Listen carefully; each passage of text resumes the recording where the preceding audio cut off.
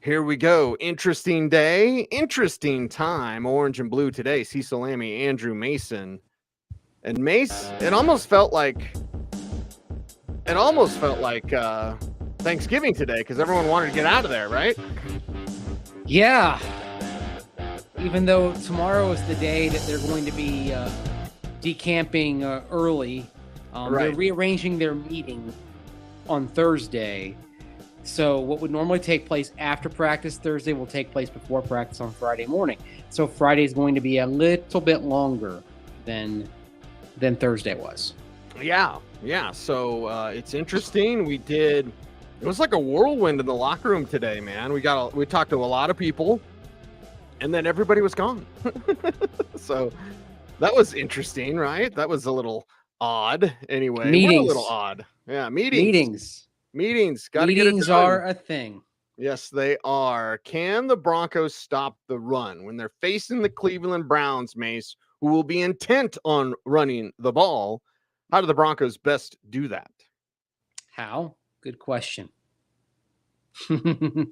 How do you think they should stop the run? I wouldn't mind seeing more Josie Jewell for a game. Like, if we're going to talk about the Josie Jewell, Alex Singleton snaps, which are favoring Singleton, which they shouldn't, but like, if you're worried about him maybe getting banged up or playing him full time, like, play more Jewell and then maybe like flip flop those snap numbers, right? Where Singleton is playing 2/3 of the snaps and Jewell is playing 100%, like, or close, because for one game, you need this to work in this game above all else. So, I mean, I get that.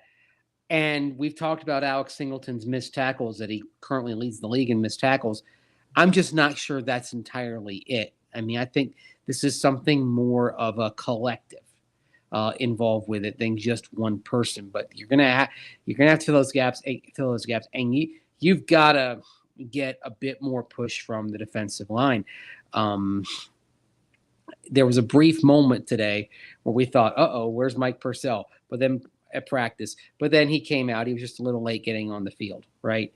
But you need more of a push from that defensive line. You need those guys occupying multiple blockers so Singleton and Jewell can operate in space. Yeah. So they can operate in space, and that means all the guys up front.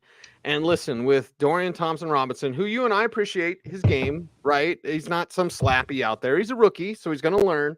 But you've got to just focus on shutting down that run.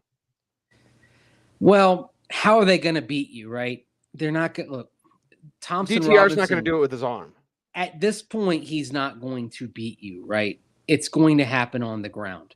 And even though we're talking about different people, it's kind of like a couple of years ago when the Broncos went to Cleveland, right? Now that was Case Keenum starting for then Brown starter Baker Mayfield. And that was the night that Dearness Johnson, now with the Jaguars, just went off. Dearness Johnson looking like the second coming of Jim Brown that night. Now, to go back to the inside linebackers, I would say the Broncos are in a little bit better spot than they were that night because that was, it was Justin Strnad, and I forget who the other linebacker was that night. Didn't last long. When Baron Browning was healthy, not too long after that, Baron Browning was the inside linebacker, in part because they got shredded so much against the Browns that night. But this is an offensive play caller in Kevin Stefanski who isn't afraid to just basically say, we're going to take the air out of the ball. We're going to ground and pound until you figure out how to stop it. And so based on what they've seen from the last couple of game films and earlier this season, you know that Cleveland is just going to try to run the ball first. Maybe this is a game, even though we haven't seen it in a while. Maybe this is a game where you do some 4-4 type of alignments, perhaps. Yeah, maybe alignment, scheme, run blitzes, what have you, and be okay with letting your guys stay man-to-man on the outside and in the secondary. One, the Browns have some talent, certainly, and Elijah Moore is a player we appreciate, Amari Cooper, what have you.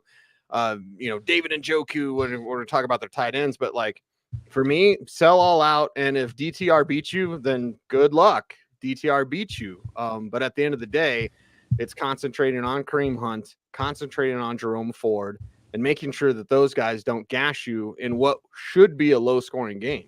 Yeah, I mean, let's look at what DTR did um, against Pittsburgh. I can't believe he threw it 43 times. Now, that might be Yeah. part of their strategy as well. Did we get some clues from that, Mace? Because will they use short passing? I almost asked Sertan about this today. Mm-hmm. Just kind of ran out of time. Because I wanted to, like, is there frustration when the quarter he's getting rid of the ball in like 1.5 seconds? Like, Mm-hmm. it's just like immediately getting rid of short stuff. Is there frustration in that? And did we learn some clues as to how they might try to attack Denver? Well, don't forget also, I mean, they had 43 attempts and then 44 total pass plays because Thompson Robinson was sacked once, but they also ran the ball 29 times. So this was a Cleveland team that was simply racking up a heavy play total, 73 snaps on Sunday compared to the 57 of the Pittsburgh Steelers, right? So some of that is just the tempo game they were playing. But on Thompson Robinson, 43 attempts, 165 passing yards, right? So literally not even 4 yards an attempt. That which tells you right there about how short and controlled it was. And given what we're seeing with Russell Wilson and how things are short and controlled with the Broncos passing game as well, the three words that could define this game, at least from an aerial sense, could be dink and dunk. I was going to speak in codes, Mace, and please don't expand on this because this code is kind of obvious. But how do you beat the Browns? Short passing, you dig? So yeah, dink and dunk, dig, dug, all of that, everything. Yeah, and that's I think these two game plans might mirror each other this week, Mace. Like, how do the Broncos stop the Browns rushing attack? How do the Browns stop the Broncos rushing attack? Because, man, we had a lot of conversation about Myles Garrett today. Both teams would like to control the pace. I mean, I think beyond the scoreboard, the stat that I think to both Kevin Stefanski and Sean Payton would be interested in winning is time of possession, right? Mm-hmm. Yes. This is going to be a keep away type of game. Yep. And the end score, I think, barring some unexpected explosion and barring an explosive defensive or special teams play, the score may look a lot like Cleveland's 13-10 win over Pittsburgh this past Sunday. This is not going to be a game for those who are enthusiasts of exploding scoreboards, basically. Fantasy right? Football. Yeah, it's not going to be a day that looks like some recent years in terms of offensive football. This is probably going to turn the clock back a little bit. You used the term bully ball in the locker room today, something like that. Yeah, something like that. You want me to roll that beautiful bean footage? Because yeah, you asked a question. I think didn't you use bully ball actually in the question that you asked to Mike McGlinchey today? Okay, I did. So let's hear from Mike McGlinchey with my favorite answer of all time. Is there a little something extra you summing up because it's going to be bully ball? They're going to try to out physical you, and you guys are going to try to out physical them. No, I don't believe in that because I think every play has to be treated the same. I think every game has to be treated the same. And I think you psych yourself out if you try to think about things like that. At the end of the day, it's the team that wins this game is the team that does their job more consistently and better than the other one. And that's all you can do. You don't want to get lost in the hype. You don't want to, because you have to maintain a level of focus on an NFL field combined with the intensity needed to block people. And you don't want to go too far either way. I love that, man. Every game, every opponent looked at the same way, and don't get too much in your head about it. It's something I thought we might get from McGlinchey, Mace, but it was a bit of a surprise when he answered the question that way. Yeah, especially talking earlier in this Q&A session with media, talking about Myles Garrett, the Browns edge rusher, and the challenge that he brings. But there is something mentally to accepting every game, every opponent as similar, right? And the obvious thing is that when you take it from that perspective, you don't all of a sudden then look at Myles Garrett and say, well, this guy's, looking like a potential league MVP in terms of what he's putting up. I mean, this is a former number 1 overall pick who already has 13 sacks here through 10 games, and appears to be getting stronger as the season goes on. And oh, by the way, you look around this Browns team; they're strong at all 3 levels, right? Right. They've got corners who are locking you down, as Jerry Jeudy pointed out today. They're corners that can lock you down with man coverage, which frees everybody up to be. It's very similar to the Broncos back in 2015. If you've got corners that can flourish in man, everybody is more free to attack, right? The classic rush and cover combination. By the way, when you say rush and cover, it sounds like a gambling reference to something in Moscow, right? It sounds like a reference from Spies Like Us. Underrated movie, by the way. Spies Like Us. Yeah. That's right. Oh, wow. Mhm. Deep cut there. Yes, it is. Yes, it is. Our guy, Jason, up in Greeley, the pot stoner degenerate, says every day. Yeah, Vic Fangio. Every day. Every day. Oh, my gosh. I just had to. Look at that smiling face. Yeah. This is going to be bully ball. Yeah, Go ahead. Do you miss that smiling face? There was a charm to him, Mace. You're a football guy, just like I'm a football guy. Like, there was a charm to talking to Vic Fangio. If you got him in the right headspace, talking about the Dome Patrol or something, you get some really good football nerdy stuff. He could also be brutally honest. Yeah. Vic didn't have a bedside manner, is how I would describe it. Yes. I mean, and you talk about kind of going out just guns a-blazing. When he had his final press conference as Broncos head coach, it was after the Chiefs game in January of 22. And he mentioned the gap between the Broncos and the teams in the AFC West, and of course they'd lost a bunch of division games. And I'm like, okay, yeah, like what's contributing to this gap between the Broncos and everybody else? And he just went right through the jugular and was like, they have top shelf quarterbacks, which is obvious. It's just like, oh boy. All right. But he was so blunt, right? It didn't occur to him that what he said was going to be thought of as, he's taking a shot at Drew Lock and everybody else who's played quarterback for him. No, he's just thinking very bluntly about, okay, those other teams have Derek Carr, Justin Herbert, Patrick Mahomes. And at that point, those are probably those are 3 of the top 12 quarterbacks in the league at that moment. Remember, the Raiders were head to the playoffs that year, right? So it's that part I sometimes do miss, because there was some bracing honesty there from Vic. But I think that's the way I describe it. Didn't have bedside manner and wasn't always engaged with like the players on the emotional side of things, right? Right. Very much all ball all the time was Vic Fangio. Yeah, you take the good and you take the bad. You take them all, and there you have the facts of Fangio. Facts of Vic. All the meatballs and the pasta. Roport says in the chat room, field position. It's going to be time of possession and a field position game. 1,000%. A Marvin Mims explosive return could turn the game. Yep. Right. And I feel like this is going to be one of those contests where maybe it becomes a little bit dull and everyone just waits for the moment when it explodes.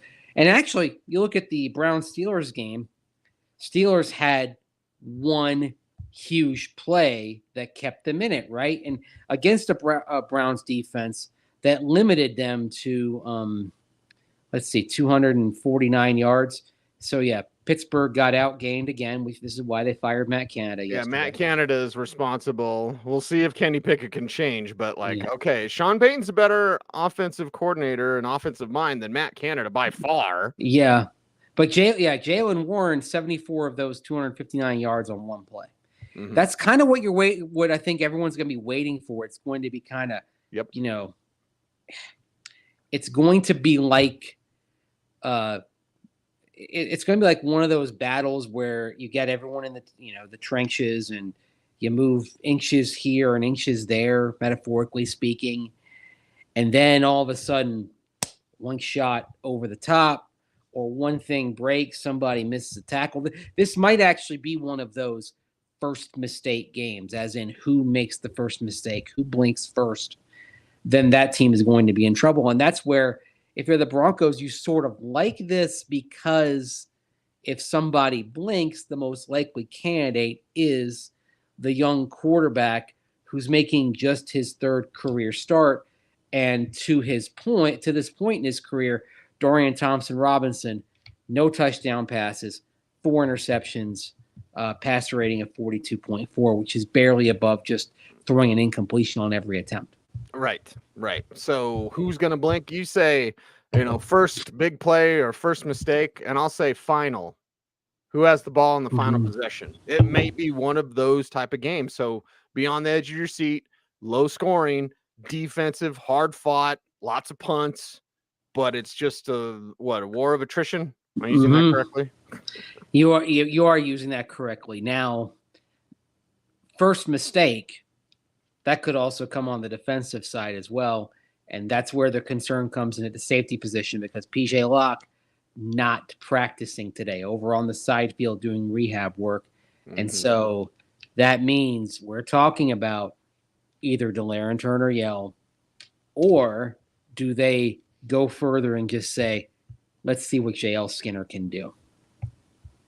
That's something I think that's going to be intriguing to watch over the next few days. I would rather take that rookie versus rookie. I don't think UCLA would have played Boise State, but it's like, yeah, let the kid out there, man. Let him grow, let him learn. And this is the perfect week to do that. You're facing Pat Mahomes.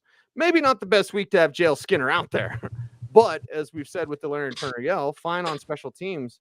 But man alive, he's a detriment on defense. So yeah, let the kid learn. And against that team, it's a perfect opportunity for him to do that and take some lumps, but not be totally exposed like he would be against the league's best passers. And Sean Payton did say this press conference, that JL Skinner will have to be ready.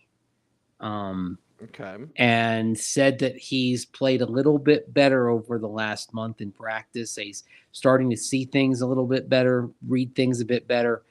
So that, plus the fact that Skinner was active on Sunday against Minnesota, the first time he was active, I think all this is maybe trending towards seeing Skinner out there instead of Turner-Yell. And look, you can't blame Peyton and Vance Joseph if that's their choice based on the numbers. I'll just read some numbers to you here. Let's go through the safety combinations this year, okay?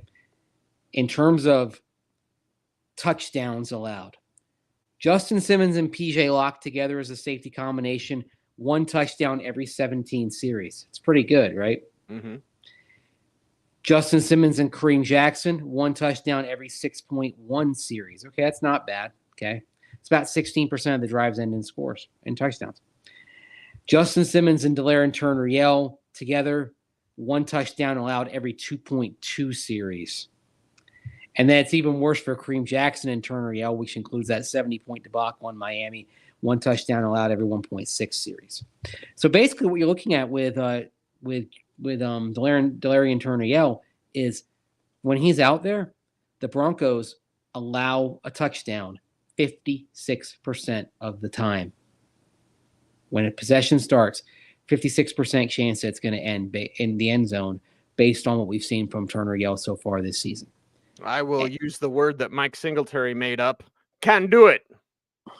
Sorry, man. Can't do it. Cannot win with him. Cannot play with him. Cannot coach with him. Can't do it.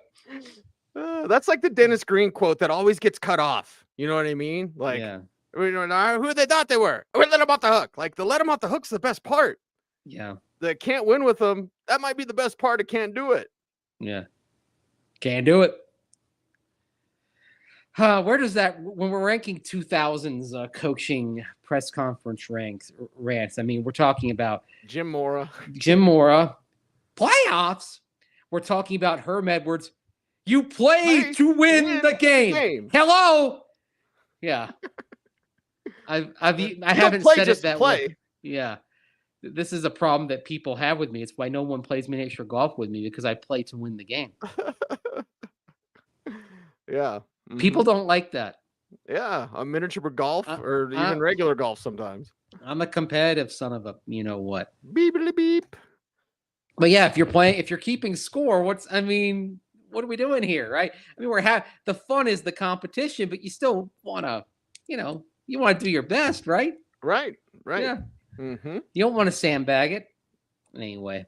DH3 asks, what about Riley Moss? Now, we did have some questions in August, and we even asked Riley Moss, you and I did, about what are you learning here? Thinking that he might be learning safety and corner. He's getting corner down first. Mm-hmm. Safety is a possibility, but just like the Damari Mathis conversation, that's an off-season thing. You're in the middle of the season right now. I don't want Riley Moss to, now you're a safety. No, let him get corner down. Well, now he's playing dime back, so that's getting him some reps. That's a step forward in terms of expanding what's on his plate. And he took those reps on Sunday in place of Damari Mathis, who's basically been moved kind of out of the equation now. It's a good sign for Moss in terms of what he's picked up. Remember, Moss missed all of training camp.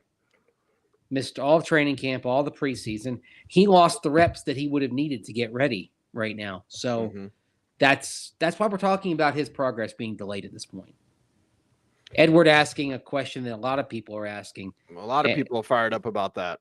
Yeah, I have not heard of any Broncos interest in Shaquille Leonard at this point. I floated it to some people that would react a certain way, and I got no reaction, so I don't think it's a thing. Maybe it is, and they got great poker faces. Also, I was told this might be a Howie Roseman thing. Can't you see Philadelphia getting a guy like Shaquille Leonard? Mm-hmm. And I understand, I tweeted about it last night, the Broncos need to get this guy. And fans were like, have you even watched him play? I chart plays for every team in the league. Yes, I've watched Shaquille Leonard. He's not what he used to be, but Mace, you can still stuff the run.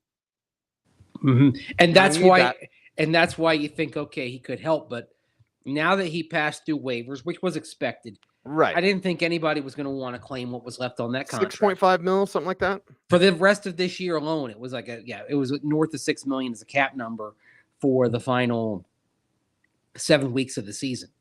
So no one was going to take that. And now Shaquille Leonard, it's his call. You imagine he's going to go to a place where they have legitimate Super Bowl aspirations. That's why you mentioned Howie Roseman, Philadelphia Eagles, right? Mm-hmm.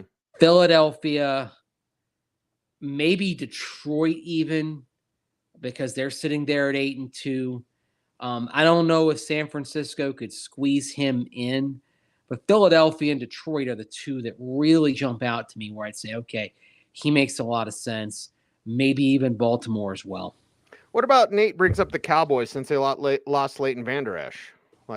Yeah, maybe. Maybe. But the nice thing is, at least we can talk about this, Mace, and Denver's kind of attractive. You know what I mean? Because they're putting themselves in position. Not as attractive as Detroit or the 49ers or the Eagles, whatever. Yeah, they're behind those teams that we just mentioned. And I think to get Leonard, you'd have to outbid, right?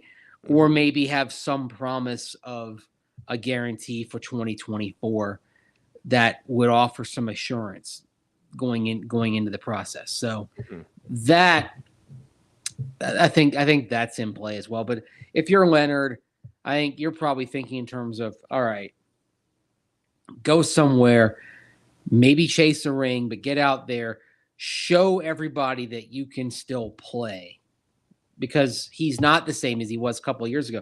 And it's just the sad part of football when injuries happen, man. And he's been dealing with back troubles as well. That's tough to overcome. This dude was on a Canton trajectory 2 years ago. Easily. But it changes fast. Unfortunately, it was pretty legit that he wasn't going to get snaps for the Colts going forward. And they have an undrafted kid who I can't pronounce his name, an undrafted kid that would stepped up for them and thus made Leonard expendable. This is why I say, if regarding players, secure that bag while you can. because it can end pretty dadgum fast. I mean, 2 years ago, Leonard's looking like a guy who's going to play at least 10 years in this league, rack up Pro Bowls, rack up all-pro appearances. And, I mean, if you told me 2 years ago that he would not be an Indianapolis Colt today, that he'd be a midseason cut. Right. I mean, I would have been like, what are you on? Right. Jose mentions there Franklin, who's been doing wonderful things. It's Segun Olubi who stepped up. And I think I did pronounce his name right. When Franklin's a little bit banged up, it was Olubi who stepped in more so than Shaquille Leonard. And I don't think he asked, but it was one of those things where it's just like, okay, this is best for both of us now. Let Leonard go chase a ring. Yeah. And, go with Franklin and Olubi. You know, it was something interesting, though. I mean, he's having a terrible professional day on Tuesday. Yep. And he still went out there and passed out Thanksgiving turkeys to needy families. I love it. I mean, Walter Payton Man of the Year last year for the Colts. Yeah. And he does that. He's got he has that, and he's done that program down back near his home in South Carolina where he's from. I mean, he's that's another thing. Whoever brings in Shaquille Leonard's going to get a heck of a human being, right? Mm-hmm. Somebody who's, over his career has been pretty committed to doing the right thing on and off the field. That's why it's sad to watch. You hate seeing, a good dude like him. You hate seeing it work out like this. But hopefully, there's a plot twist left for him in his career, in his playing career. Although I doubt he's going to get a contract as big as the one he just had in Indianapolis. That he got the life-changing money, he secured the bag. For that, you can be happy for him. But there's a lot of uncertainty with him right now, no doubt. Okay. Uncertainty as to whether or not we may have a secret show for you on Friday. I think it depends on our mood, Mace. Like, we'll be out there at the facility. We're supposed to take the day off behind the scenes. I'm there tomorrow. I'm there Friday. What's a work day if the word ends in day, right? Mm-hmm. And Thanksgiving is a Thursday. Thus, I'll be out there. I'm out there. If there were a practice on Christmas, we'd be there, right? I worked Christmas with Peyton Manning years ago, so yeah. Yeah, I worked Christmas last year. Mm-hmm. I've actually this is the Christmas story that kind of tells about the football world and how it doesn't stop for the holidays. I think back to 2002.